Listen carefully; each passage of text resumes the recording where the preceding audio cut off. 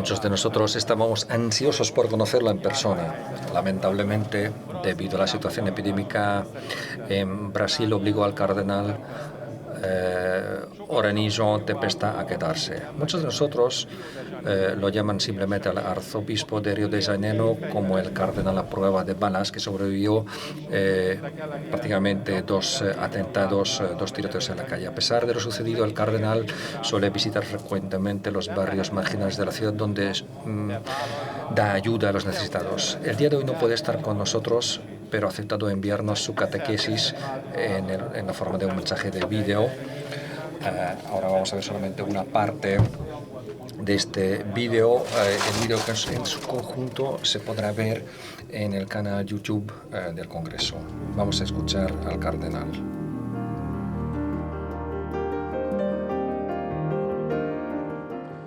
Meus votos de paz a todos vocês que me veem nesse momento.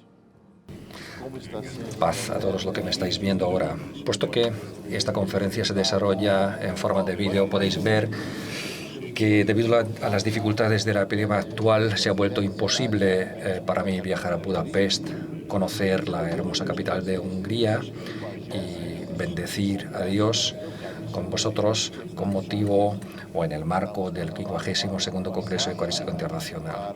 Nuestra visita fue prevista para el año pasado, para esta época del año precisamente, y puesto que todo se ha trasladado a este año y debido a las dificultades actuales, debido a la pandemia, lamentablemente no hemos podido ir a veros.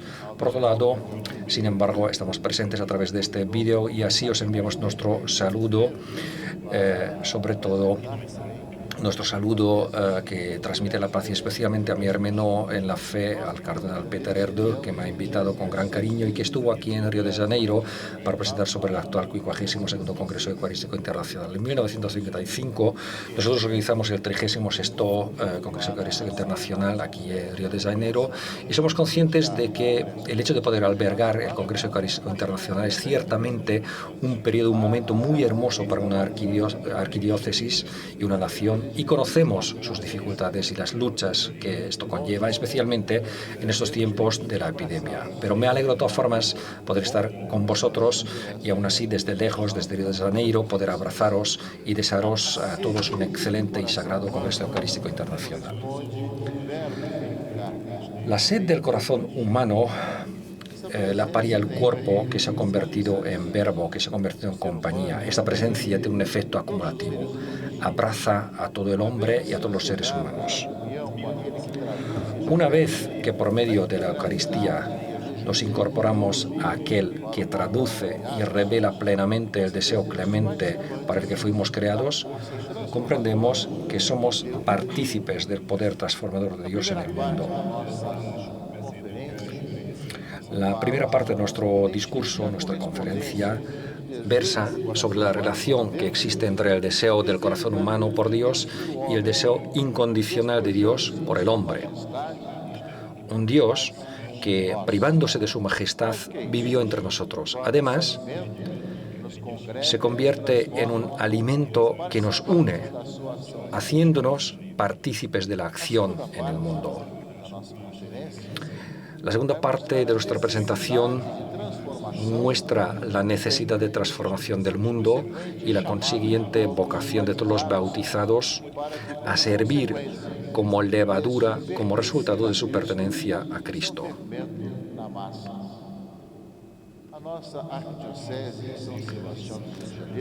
Nuestra arquidiócesis de San Sebastián de Río de Janeiro en Brasil lo está experimentando y está expresando así, de esta forma, la misericordia de Dios a través de acciones dirigidas a los más vulnerables que viven en la periferia humana de esta metrópolis.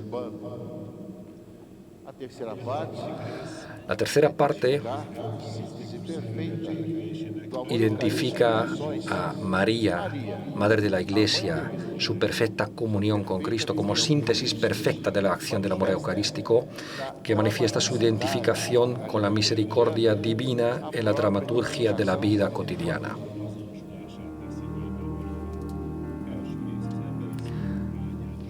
Primera parte, cumplimiento del deseo del corazón humano. Salmo 62, versículo 2.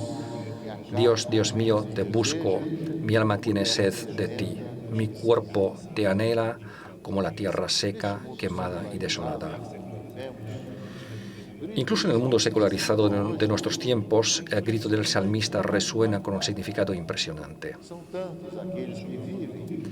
Son muchos los que viven en medio de las privaciones.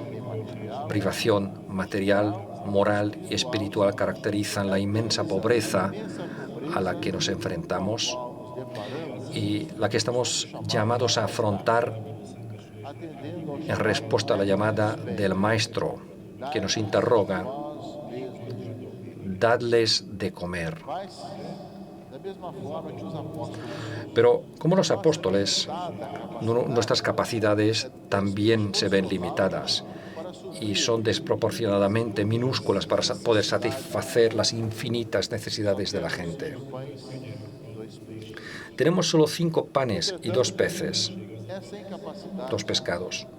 Sin embargo, esta inercia está lejos de frenar la Iglesia activa en el camino. Es más un signo de la misericordia del Señor que, a través de nuestra humanidad, crea encuentros con personas hambrientas y sedientas. De hecho, entre Él y nosotros, la desigualdad es infinita.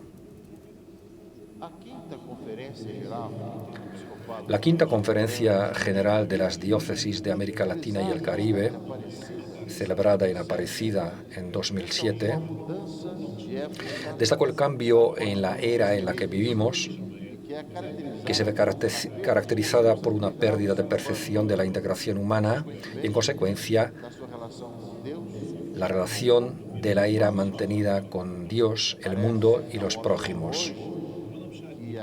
Hoy en día, al hombre le parece que la sed y el hambre que se encuentra en uno mismo pueden satisfacerse con el consumo. Por lo tanto, las personas y los objetos se utilizan como objeto de un individualismo generalizado que está lejos de ser satisfactorio. Es más, exacerba el malestar, creando desorden y desequilibrio en el mundo.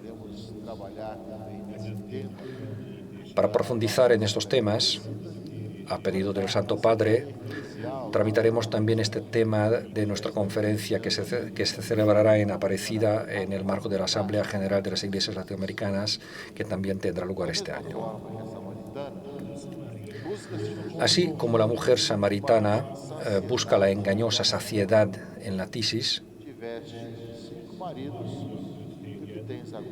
5 maridos has tenido y el que te tiene no es tu marido, que básicamente no es capaz de saciar la sed inherente al ser humano.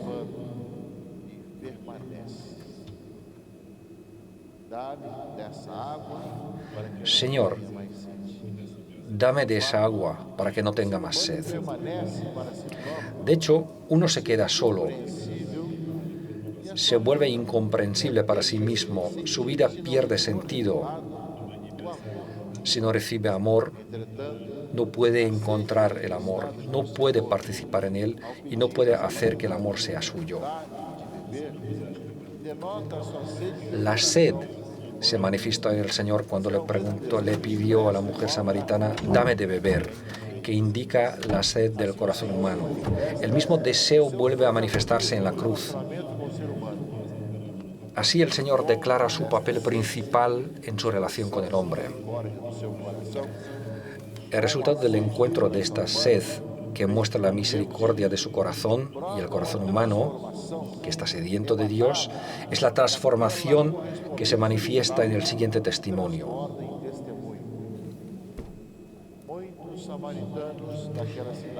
En aquel pueblo muchos samaritanos creyeron en él por el testimonio que había dado la mujer. Pues no somos nosotros los que justificamos a nosotros mismos por nuestras fuerzas y acciones, sino nos vemos justificados por la gracia de Dios. Siempre es Él el iniciador, o Él toma la iniciativa. En cierto sentido, esta mentalidad ordinaria y funcionalista de la actualidad también se infiltra eventualmente en las manifestaciones religiosas, donde donde uno quiere alcanzar la fe de inmediato solo para mostrar los resultados personales. En este sentido, el Papa Francisco también llama nuestra atención sobre la tentación de un cierto pelagianismo insidioso que parece como si vinculara la vida de la gracia a unas pocas estructuras humanas, como si Dios obedeciera la manifestación de una práctica humana. También advierte del riesgo de una fe subjetivista y encarnada que trata de domesticar el misterio en el marco de un gnosticismo que preferiría Dios sin Cristo, Cristo sin la Iglesia sin las personas que la integran, como si el conocimiento humano alcanzado por sí sola podría agotar la comprensión de Dios. Todo esto en última instancia da como resultado que la Iglesia se reduzca a una pieza de museo o propiedad de unos pocos, lo cual no es atractivo porque es incapaz de satisfacer los deseos del corazón humano. Sin embargo, Jesucristo también es capaz de romper con nuestros esquemas aburridos en los cuales intentamos aprisionarlo y nos sorprende con su continua creatividad divina. Así nos alcanza la elocuente atención de San Ambrosio. Y tú no vienes al templo para dar algo a los pobres, sino para quitarles algo. Por lo tanto, el empobrecimiento de la vida de la comunión santa está ocurriendo, que se debe considerar como un servicio que se consume, que no toca las profundidades de la comunidad del corazón, permanece indiferente a la vida de gracia. De hecho, al inicio de una existencia cristiana no se trata de una decisión ética o de una gran idea, sino se trata de un encuentro con un acontecimiento, con una persona que da a nuestra vida un nuevo horizonte y, por tanto, una dirección definida. En la parábola de los 10 leprosos, que se puede leer en el Evangelio de San Lucas, encontramos un ejemplo adecuado de que el encuentro con el Señor puede reducirse a un interés puramente funcional. Allí, solo uno de los 10 sanados regresa para dar gracias. Ese samaritano, como lo menciona el Evangelio, se da cuenta de que además de la curación también ha encontrado el sentido de su propia vida manifestado a través del rostro humano concreto de Jesús. Así que vuelve para entablar un nuevo tipo de relación con la persona que ha cambiado su vida. La curación ya no era suficiente, también necesitaba satisfacer su sed del sentido del intelecto. El misterio del hombre solo se aclara verdaderamente en el misterio del Verbo encarnado. También en este sentido exclama San Juan María Vianney, refiriéndose a la Eucaristía: el alma solo puede alimentarse de Dios. Solo Dios puede ser suficiente para ella. Solo Dios puede satisfacerla. No hay ninguna otra cosa, solo Dios, que pueda saciar esta hambre. Los otros leprosos, que ya habían satisfecho sus necesidades inmediatas, continuaron su camino sin dejar que el que los encontró les cambiara la vida.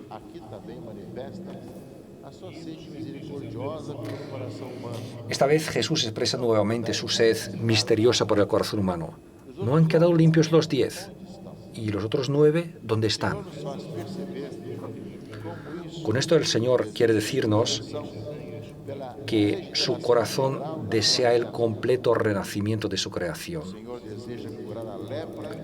El Señor quiere sanar al leproso de nuestra mundanalidad.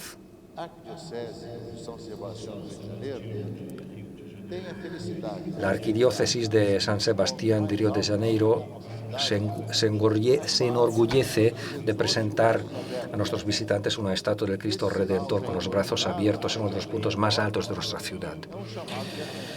Este monumento, que hoy en día ya forma parte del paisaje urbano de Río de Janeiro, nos sirve de atracción, tanto para ser llamados a nuestra misión como para ser tentados por nuestra indiferencia.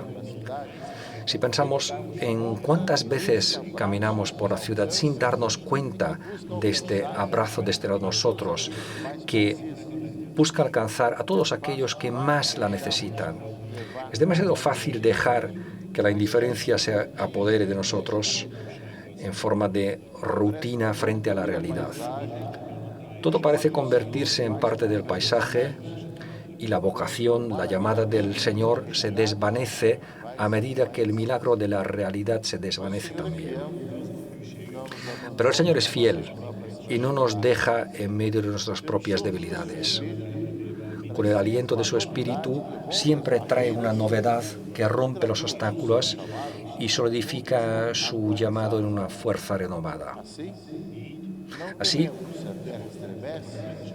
no nos turbaremos cuando la tierra se estremezca, cuando los montes caigan al mar, sino triunfaremos sobre todo esto con Él que nos ama. Pero tal como el pueblo de Israel se regocijó con la reconstrucción de Jerusalén, también nosotros podemos decir: no te entristezcas, porque el gozo en el Señor es tu fuerza. Porque el Señor vino a nosotros y restauró la dignidad humana. Cuando San Juan Pablo II nos enseña la salvación del mundo, es el terrible misterio del amor en el que se renueva la creación, es en su naturaleza más íntima la plenitud de la verdad en el corazón humano, en el corazón del Hijo unigénito, y a través de él se hace posible la justificación de todos los corazones de aquellos que han sido ordenados eternamente en permitir que se conviertan en hijos de Dios y ser llamados a la gracia y al amor. Es precisamente este nuevo pueblo el que está llamado a contribuir a la reconstrucción del nuevo mundo. Este es el cuerpo de Cristo, su Iglesia. La Iglesia, por tanto, vive en el marco del misterio de la salvación porque este es el principio fundamental de su vida y de su actividad. En este sentido, la Iglesia no puede ignorar el mundo en el que se inserta teniendo en cuenta sus expectativas y deseos. Por el contrario, la Iglesia es el instrumento de la transformación. La carta a Diogneto, ya en los primeros siglos, habla sobre este rasgo constitutivo. En resumen, lo que en la carne es el alma son los cristianos en el mundo. El alma impregna a todos los miembros del cuerpo, así como los cristianos están presentes en las ciudades del mundo. El alma también habita en el cuerpo, pero no es del cuerpo. Los cristianos también viven en el mundo, pero no son de este mundo. Viven en su propio país, pero aún así son recién llegados. Participan en todo como ciudadanos, pero todos lo soportan como extranjeros. Donde quiera que estén, están en casa en el extranjero, pero cada hogar les es ajeno y están transformando el mundo. El pueblo de Dios es la levadura para el mundo, son iguales para todos, pero son portadores de una novedad absoluta en el sentido concreto de la existencia. De hecho, la Iglesia, siendo el cuerpo de Cristo, mantiene esta buena noticia, la buena noticia de la palabra encarnada a lo largo del tiempo y de la historia. Se ha despojado de sí mismo, ha tomado forma de siervo y se ha hecho como los hombres. El que lo encontró al mismo hombre y los demás. No es el hijo del carpintero, pero los ojos de la fe tenían el mismo significado de la vida, porque mis ojos han visto tu salvación. El deseo del corazón humano por el infinito, entonces, reconoce la unión perfecta en el encuentro con Jesús. El Logos, el intelecto eterno, este Logos se ha convertido ahora de verdad en nuestro alimento como amor. La Eucaristía nos une con el acto de entrega de Jesús. No solo recibimos estáticamente el Logos encarnado, sino que nos convertimos en partícipes de la dinámica. Aquí está el expresivo discurso de San Juan de Boca de Oro al respecto. Porque, ¿qué es el pan? El cuerpo de Cristo. ¿En qué se convertirán los que lo consumen? El cuerpo de Cristo. Pero no habrá muchos cuerpos, sino uno solo. Porque como el pan se ha hecho uno, aunque incluye muchos granos de trigo, y estos granos de trigo, aunque no son visibles, todavía forman parte en el pan, de modo que su separación desaparece en su perfecta y mutua fusión. De la misma manera, somos nosotros también unidos con Cristo. La misericordia de Jesús, pues, nos encuentra hoy como hace 2000 años y nos llama a vivir según el mandamiento de la unidad del amor a Dios y al prójimo. La Iglesia vive constantemente el sacrificio redentor y no solo de un recuerdo lleno de fe, sino en una relación real. Porque este sacrificio sacramentalmente inmortalizado se hace presente en toda comunidad donde es ofrecido por las manos del siervo consagrado. De este modo, la Eucaristía ofrece también al pueblo de hoy la reconciliación que Cristo ha alcanzado de una vez por todas a todos los hombres de todos los tiempos.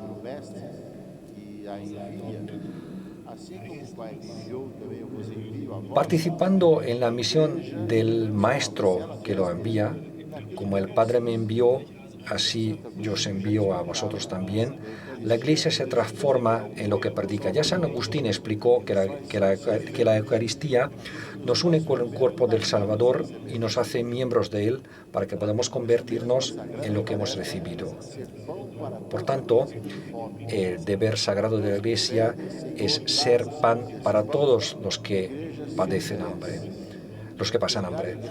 Para todos los que preguntan, Señor, danos hoy nuestro pan de cada día. La Iglesia se ofrece. Cristo, al dar su sacrificio a su Iglesia, también quiso abrazar el sacrificio espiritual de la Iglesia, que está destinado a ofrecerse a sí misma junto con el sacrificio de Cristo. La Eucaristía obliga a todos los que participan en ella a cambiar su vida, la suya y la del mundo entero, que es un anticipo de la alegría plena prometida por Cristo. En cierto sentido, es un presagio del paraíso. Así que somos portadores de la esperanza. Para ese aspecto totalizante y referente à Eucaristia.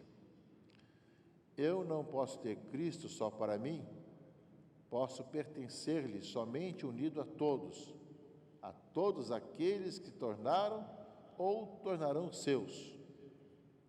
A comunhão tira-me para fora de mim, mesmo projetando-me para Ele, e deste modo também para a união com todos os cristãos. Tornamo-nos um só corpo, fundidos todos numa única existência. Então, este mistério da fé, que se celebra todos os dias, até a consumação dos tempos, este misterio de fe que celebramos todos los días hasta el fin de los tiempos llama a todos los que participan en él a hacer fructífera su labor. Es inconcebible que una comunidad unida en la Eucaristía no abrace la plenitud de la realidad, incluida el deseo de cambiarla. Porque como el cuerpo sin alma está muerto, así también la fe sin obras está muerta. El apóstol Pablo considera que la comunidad cristiana en la que el partidismo y la insensibilidad hacia los pobres ocurren como algo indigno para participar en la cena del Señor. Esta llamada que transmite al mismo Cristo en el momento del lavado de los pies. Es importante que antes de la primera celebración de la Eucaristía, Jesús vuelva a testificar de su abnegación comunicándolo a los apóstoles y en consecuencia a nosotros mismos, estableciendo una conexión inseparable con el sacramento de la santidad entre Él y quienes lo reciben. Por eso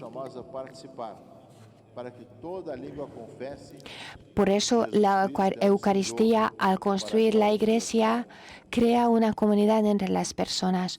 Todos están llamados a participar de este sacramento. Que toda lengua proclame para la gloria de Dios Padre que Jesucristo es el Señor. Este extraordinario encuentro personal con el Señor, que responde aquí y ahora a las necesidades más profundas del corazón humano, nos lleva necesariamente a predicarlo. Respondemos al amor que nos toca con una vida cambiada, que desborda con la siguiente exclamación: la primera motivación para la evangelización es el amor de Jesús que hemos recibido, la experiencia de que Él nos ha salvado, que nos hace amarlo cada vez más. Como los discípulos de Emaús, sentimos que esta llamada nos hace actuar y partieron a esa misma hora y volvieron a Jerusalén. Ya no podemos solo prestarnos atención a nosotros mismos, sino movernos en la otra dirección y compartir el evento del encuentro. Allí encontraron a los 11 y a sus compañeros justos. Así vivimos hoy el encuentro con el Señor en la Eucaristía.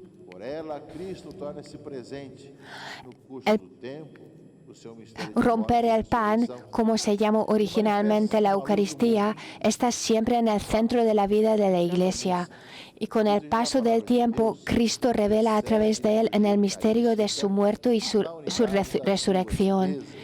Y se declara la luz del mundo. Y la Eucaristía es ante todo una luz, porque la liturgia de la Eucaristía está precedida en cada misa por la liturgia de la palabra de Dios, y las dos mesas, como mesa de la palabra y del pan, forman una unidad. No es una coincidencia en el resplandor de sus corazones fuera, provocado por su encuentro con Jesús resucitado, cuando les explicó las Escrituras. Mientras estaban sentados a la mesa, Él tomó el pan en sus manos, lo bendijo, lo partió y se lo entregó. Entonces sus ojos abrieron y lo reconocieron. Jesús provoca indignación entre sus seguidores cuando dice: el que come mi carne y bebe mi sangre, en mí permanece y yo en él. Luego pasa de una presentación básica de su misterio a una explicación de un carácter eucarístico particular. Ante esta indignación, este escándalo, la respuesta de Pedro enfatiza la palabra que da sentido a la vida: Señor, ¿a quién acudiríamos? La enseñanza que te da la vida eterna es tuya. Se convierte así en portavoz de todos los apóstoles y de la Iglesia de todos los tiempos. La palabra de Dios y la liturgia eucarística están orgánicamente conectadas, porque la Escritura es de gran importancia en las celebraciones litúrgicas. Al hacerlo, se les anima a publicitar esto, cuyo fruto es el trabajo. San Juan Crisóstomo Boca de Oro interpreta elocuentemente este pasaje: inclinémonos siempre ante Dios sin contradicción, aunque su palabra parezca contradecir nuestro intelecto, que tu palabra prevalezca sobre nuestro intelecto. Así que acerquémonos también al misterio, a la Eucaristía. No sigamos lo que viene de nuestros sentidos, sino permanezcamos fieles a su palabra. Su palabra no puede desviarnos. De esta manera, el don que el Señor nos da también nos llama a la tarea de la redención. La Iglesia no recibió la Eucaristía de su Señor Cristo como uno de los otros dones, incluso el más precioso, sino como el don, porque Cristo se da a sí mismo, a su propia persona en su santa humanidad y a toda su obra de salvación en él. Por otro lado, nuestro mundo, que se centra en el individualismo, es incapaz de satisfacer la búsqueda de sentido del hombre y al mismo tiempo es incapaz de construir la sociedad que se manifiesta en la debilidad y la anemia social. Cuando la vida interior de un individuo está encerrada en sus propios intereses, no hay lugar para los demás. Los pobres ya no pueden entrar, ya no oye la voz de Dios, no se regocija en la dulce alegría de su amor.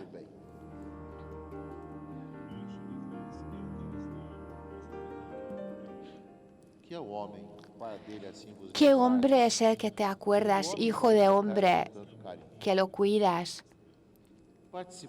Como participantes de la gracia misteriosa de Dios, nosotros mismos nos vemos obligados a expresar esto.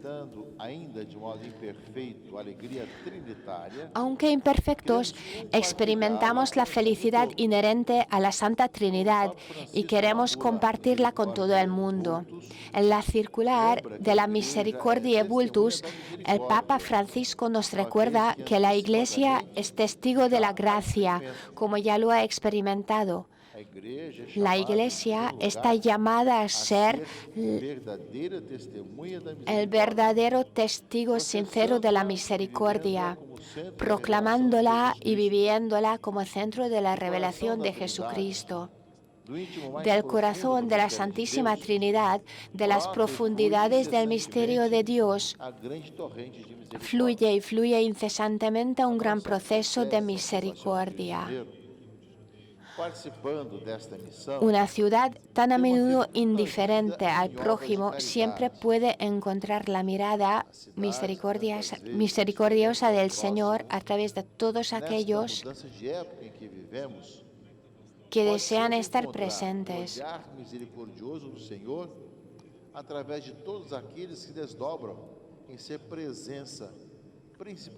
Especialmente entre los más vulnerables.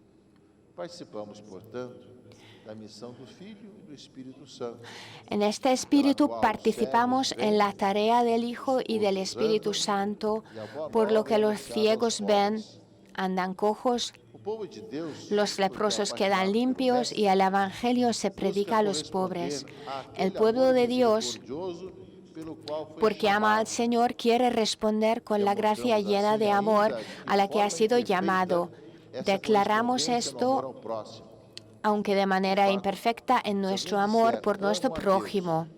Después de todo, si alguien afirma que amo a Dios, pero odia a su hermano, es mentiroso.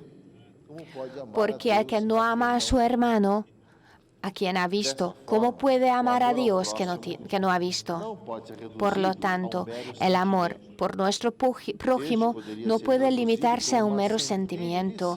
Esto puede verse como una chispa inicial, que sin embargo pronto decaerá por falta de voluntad. Como resultado del sacramento en el Señor, nuestra voluntad y nuestro pensamiento se transforman cada vez más en la mirada con la que Jesucristo miraba las cosas.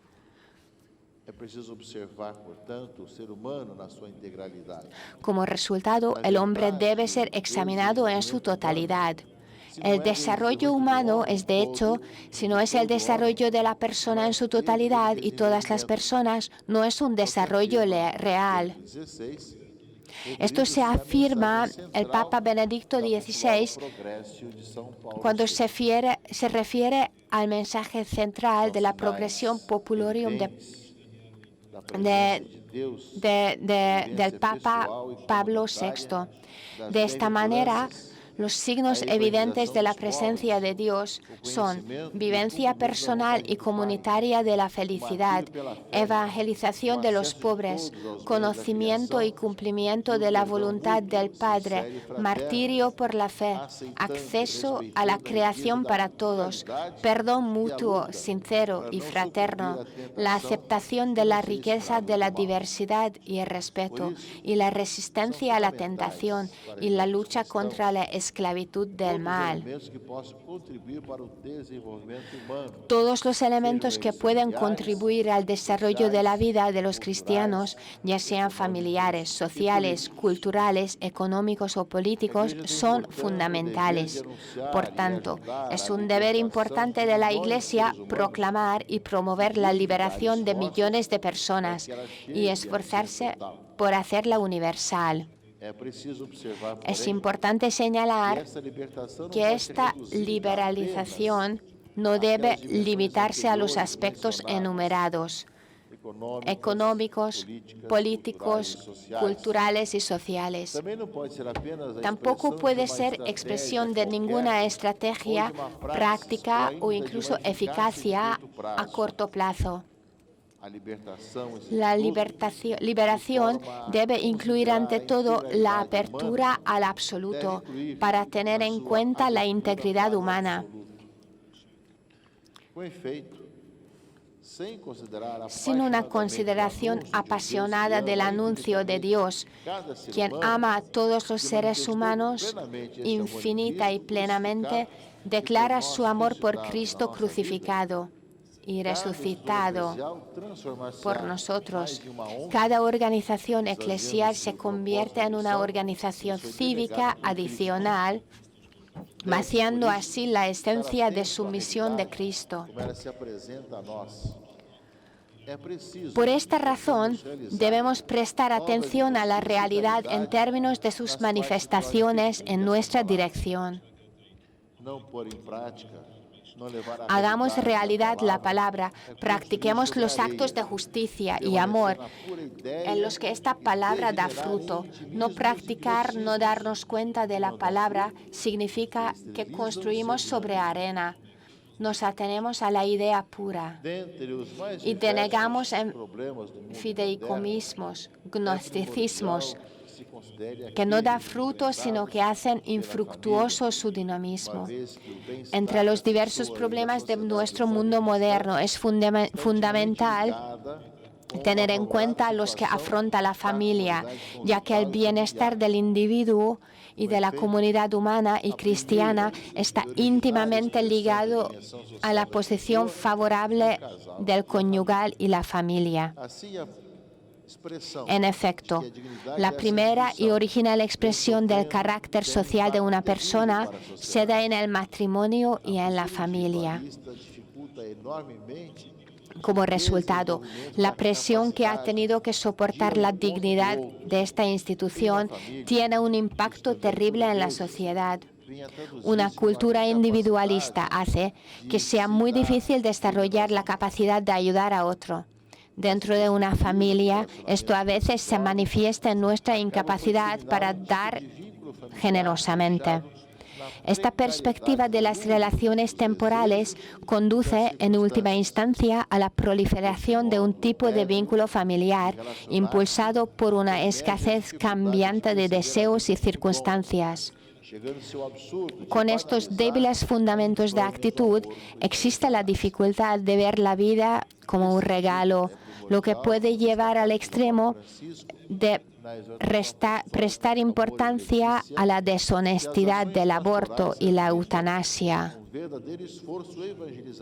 En este sentido, es esencial en la declaración apostólica del Papa Francisco llamada Amoria Laetitia que las acciones pastorales se reflejen en un genuino esfuerzo evangelizador y catequético, en conexión real con las preocupaciones reales de la persona y no meramente en la preocupación general por la familia. La realidad entonces nos lleva a una conversión misionera. Este encuentro con el Señor no es una respuesta a las más profundas expectativas del ser humano. Nuestra arquidiócesis ha brindado una presencia bienvenida para las madres y los niños a lo largo de los años a través de una serie de iniciativas e instituciones. Es bueno ver cómo el Señor está trayendo nuevas formas para llegar a aquellos que se han quedado solos por la lógica del mundo individualista. La misión profética también está presente. La forma de vida en la que proclamamos que la gracia del Señor abraza cada momento de la vida atrae a grandes multitudes a la playa de Copacabana cada año. La Iglesia peregrina, en su misión profética, no puede ignorar nada que degrade la dignidad humana. El Concilio Vaticano II ha dejado bastante clara la lista de atrocidades que los seres humanos son capaces de cometer. Por otra parte, todo contra la vida humana. Cualquier forma de asesinato, el genocidio, el aborto, la eutanasia y el suicidio intencional, todo lo que viola la integridad de la persona humana, la mutilación, la tortura física o mental, el uso de la coerción, todo mental que viola la dignidad humana, inhumanos, las condiciones de vida, las detenciones arbitrarias, las deportaciones, la esclavitud, la prostitución, el trato de niños y niñas en condiciones degradantes de trabajo que hacen de los trabajadores simple medio de lucro y no se ven como personas libres y responsables. Todos estos y similares son atrocidades sin duda vergonzosas y mientras destruyan la civilización humana, contaminan a sus perpetradores en lugar de a los que sufren la injusticia y son los más opuestos a la reverencia del Creador. La vida humana tiene un valor interior que solo puede entenderse a partir del Verbo encarnado. Es siempre un valor por la dignidad personal de la criatura humana en sí mismo, como prueba radicalmente el nacimiento de Cristo mismo. Entonces, estos son derechos naturales, universales e inviolables que nadie, ya sea individual, grupo, poder o Estado, puede alterar o peor aún ignorar, porque estos derechos provienen de Dios mismo. De esta forma, el respeto a la persona humana va más allá del ámbito de la ética individual y se convierte en el criterio último, una especie de pilar para la construcción de la vida construcción de la sociedad, ya que la finalidad de la sociedad en su conjunto es la persona. Es cierto que la Iglesia, que por su función y competencia no está en modo alguno entremezclada con la comunidad política ni ligada a ningún sistema político, es a la vez signo y protección de la trascendencia de la persona humana. Por su parte, los creyentes mundanos en Cristo no pueden permanecer indiferentes, ajenos o inactivos. Ante tal tentación de la inmovilidad social, el creyente secular en Cristo debe recordar que en interés del bien público tiene el derecho y al mismo tiempo el deber de ejercer su libertad de voto. Y la Iglesia considera digno y respeto el trabajo de quienes se dedican al bien del Estado, al servicio de sus semejantes y soportan la carga de este oficio. De hecho, lo que favorece a los pobres requiere que se presta especial atención a los profesionales católicos responsables de las finanzas de las naciones que promuevan el empleo, a los políticos que deben crear las condiciones para el desarrollo económico de los países a fin de que su fe a recibir adecuada orientación ética. Parte 3. La Virgen María es la síntesis perfecta de la relación entre la Eucaristía y las obras de amor resultantes de tal sacramento. Él es quien perfectamente conectada a la voluntad del Padre. Ella está perfectamente conectada a la voluntad del Padre, se ajusta a su voluntad sin interferir en nada. María es virgen en todos los sentidos. En ella, la obediencia es perfecta sin obstáculos, llena de gracia.